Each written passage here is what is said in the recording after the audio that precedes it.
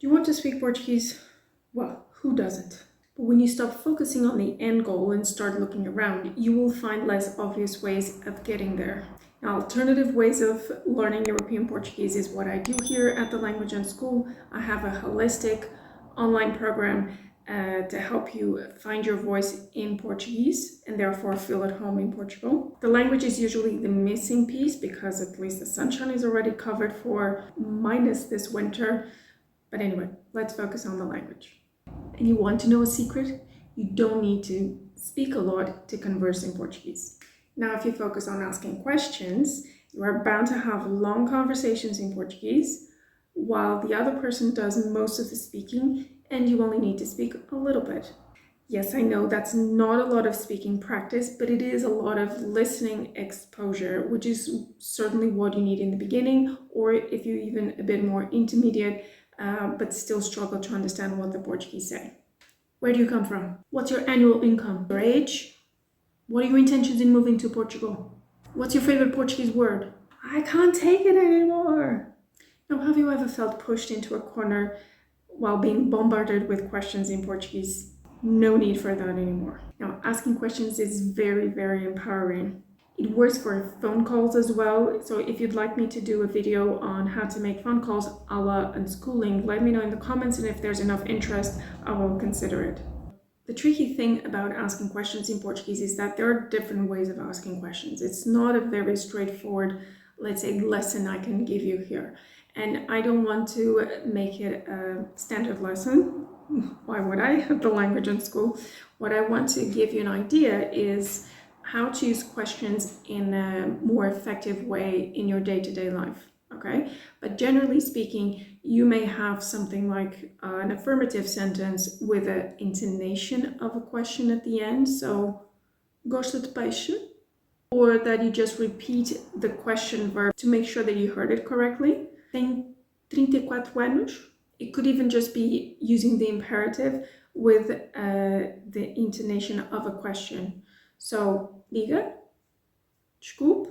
And now the second point, what question words should you be focusing on? Because regardless of the fact that there are different ways of asking questions, you do need to start somewhere. So focusing on the question words is certainly logical.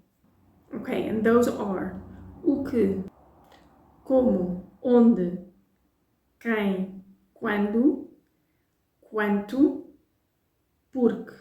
Now, a very particular thing about Portuguese is that we add é que, is that, to most of these question words. And it's not mandatory, but it gives it makes it feel more of a question. So it's used for emphasis, but I'll explain in a bit my theory about it. Let me first go step into the pronunciation of these things. So if you've watched this video before, or you can watch next, I'll leave it in the description as well, you will understand the general rules of how we pronounce things. So let me break it down here for you, specifically two phenomena that happened specifically with these words, because there's three, but here only two play a role, except for quem. So you may see here all the words, except for one, end with either an E or an O. Now, O's at the end of words in Portuguese will sound like a U, but because that's not where the queen is, meaning the stressed syllable, in that video I explain more what I mean by the queen, who the queen is, we don't stress that U. It's not going to be como, it's como, como, como. So that U is actually quite soft. Now, as for the E, it's easier because it just vanishes altogether. We call it the mute E in Portuguese. That's what we call that letter, that sound. So it's que, o que, onde. You don't really hear it's onde. You almost only hear the consonant. Now, what's going to happen if you add the que is that words are going to get married, because it's just more practical. Since we drop that E, we just connect the consonant, so the D from onde, with the following E, and it becomes onde. And then because we have the que, which is three letters, but it's basically one sound, is que, because the final E drops as well, so it vanishes. Then we have undec. If you don't trust me, by all means don't be suspicious. If you check the website Youglish, you can select Portuguese from Portugal, make sure that you select that, and then add not just one word, but add the combination of words, onde é que, and you will get a bunch of results from YouTube videos that have closed captions, and you will hear native speakers over and over again saying onde é que, onde é que, onde é que, como é que, como é que, como é que, o que é que, o que é que, okay? Quando é que, quando é que, quanto é que, quanto é que. And this is game changer. If you understand that this is what you're going to hear, instead of 3 words, you're going to hear like one sound, onde é que, instead of onde é que, completely different. It's perfectly understandable. You've been struggling with this, okay? And back to my theory of why we add é que. This is very personal view on it. It's my theory. Don't take it as a rule. I think because we swallow already so much from these question words, in order to make it clearer that it's a question, that we're asking a question, we add there the é que, and the é certainly is an open vowel. It has the accent there, so that's where the queen is hiding, and that makes it impossible not to hear that it's a question. That's my version again. What do you think? Now I'm going to use those question words for practical exercises. If you're a beginner, stay tuned.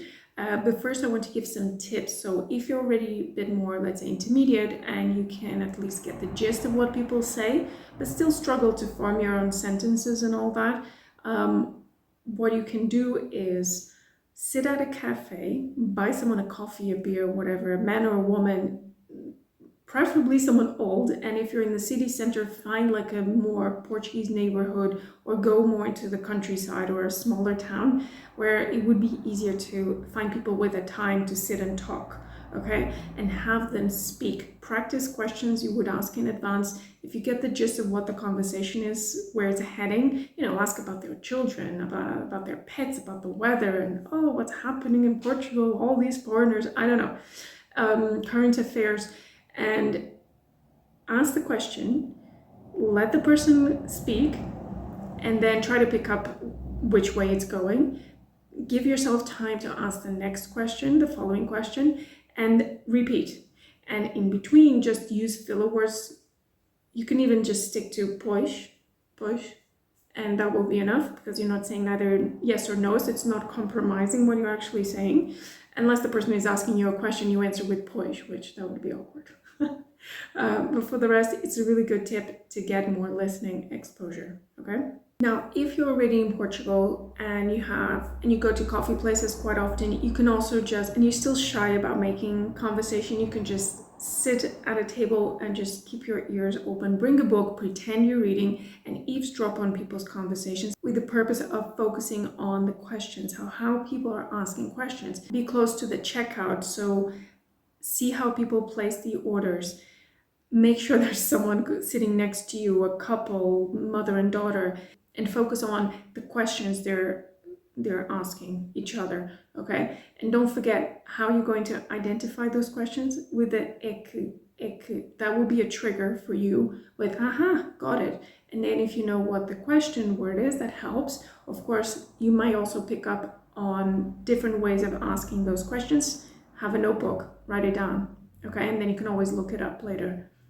But if you're not in Portugal yet, or if you're more the shy type, then you can always just from the comfort of your home, and this is even if you are in Portugal, you can just look at my Mini-Tuga below where I share 6 resources of native content for you to expose yourself to how the Portuguese speak.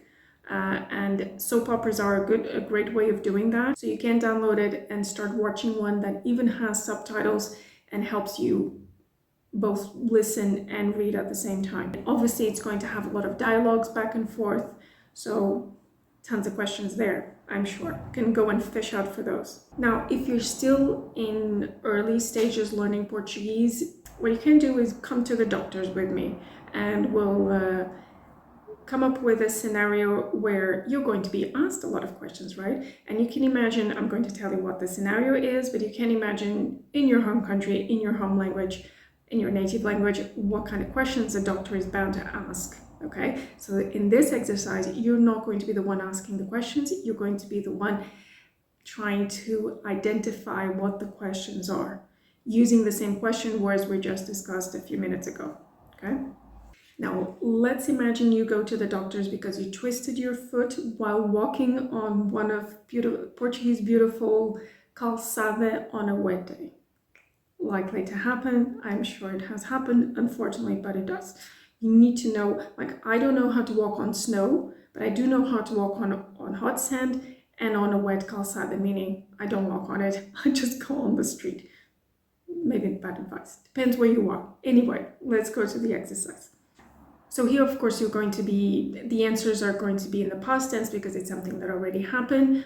Don't bother too much about it if you haven't gone that far into the past tense. The key thing is just giving you a practical example of what the questions might look like, and then I'll put the translation as well so that you can follow what exactly is being asked and answered.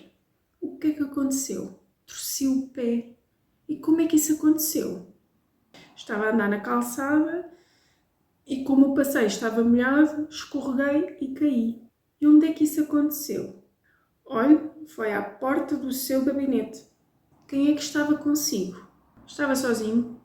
Quando é que isso aconteceu? Anteontem. E diga lá, quanto é que calça? 43? Porquê que não veio mais cedo? Porque não conseguia andar? Now, you can try to write some questions as well for whatever condition you might have or have had in the past and practice this exercise. And if you're still bothered about the verbs conseguir and poder, so at the end there, remember I said não conseguia andar, have a look at this video from a few weeks back where you have a few scenarios exemplifying the different uses. Now, I'll be here next week with a Christmas gift for you. Believe me, it's special. It's been taking me ages to prepare it. And I'll see you then. Adeus.